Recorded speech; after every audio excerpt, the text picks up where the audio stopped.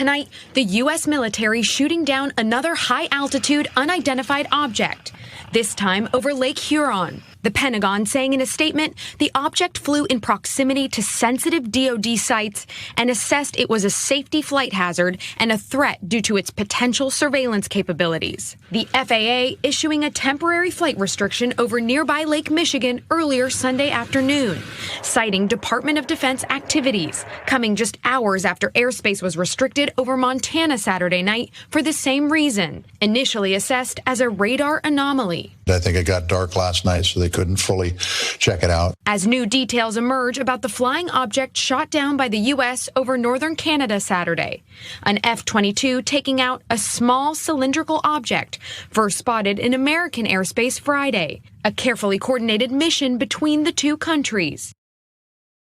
Yes, there's the fourth unidentified flying object, I guess it's identified in many of these times, that has been shot down by the US military in just a week's time. Trying to figure out what else is going on here. Some things being a Chinese spy balloon to UFOs. Is this really going down? There's no indication, though, that these other objects are related to that spy balloon or that it's from the same source and all that. But let's scroll through a few of these that they've been dealing with lately, though. On February 4th, it was the Chinese PRC surveillance balloon that everyone was talking about that eventually was shot down. On February 10th, 6 days later, 10 miles off the coast of Alaska over the Arctic Ocean near the Canadian border, another unidentified object was shot down by a US fighter jet at 40,000 feet.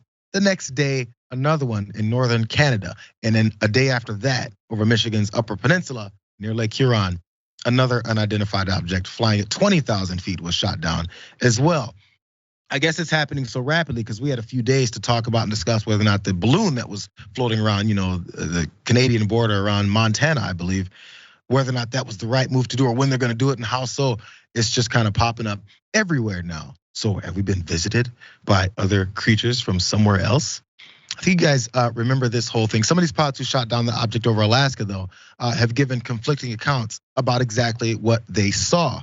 So that's not clearing it up for anyone else either. Watch. On Thursday, the U.S. defense officials sent F-35 fighter jets up to try to figure out what this object was that was flying around near Alaska.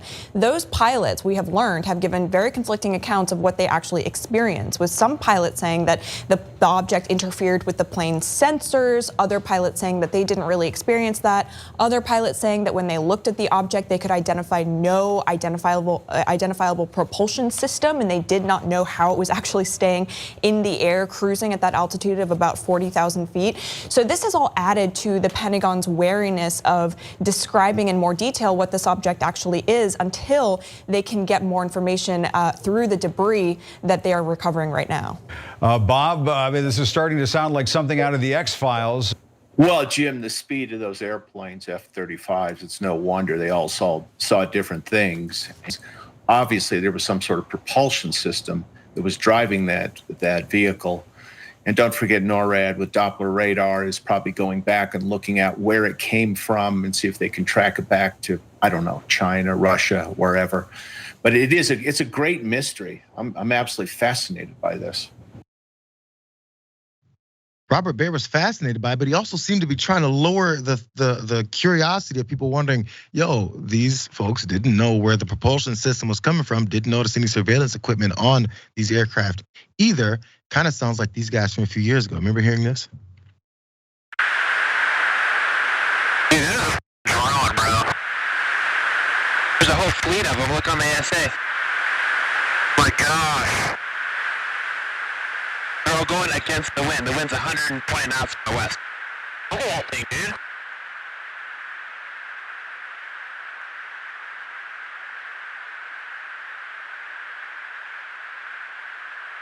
That's not our LNS though, is it? It's not. That is the LNS, dude. Well, if there's like, look at that thing. It's rotating. It's crazy though. Where do you land on this, Jessica? Because there's been the increased surveillance and radars that have been used since the Chinese spy balloon. So we're seeing more things and shooting down more things. Is that just a matter of more of these things popping up, do you think, or that we're just seeing them more? I think it's more aliens, JR. I think more aliens are here. And it's us from the future. there's an idea. That's brilliant. We invented time travel, and it's really us in the future trying to warn us about us. Yeah, I think if it's aliens, it's kind of like when you have an unexpected guest. It's like, oh, welcome to Earth. Sorry, the place is a mess. We weren't expecting you were coming. We really haven't got our stuff together. Literally since the beginning of humanity, that's on us. Sorry about that.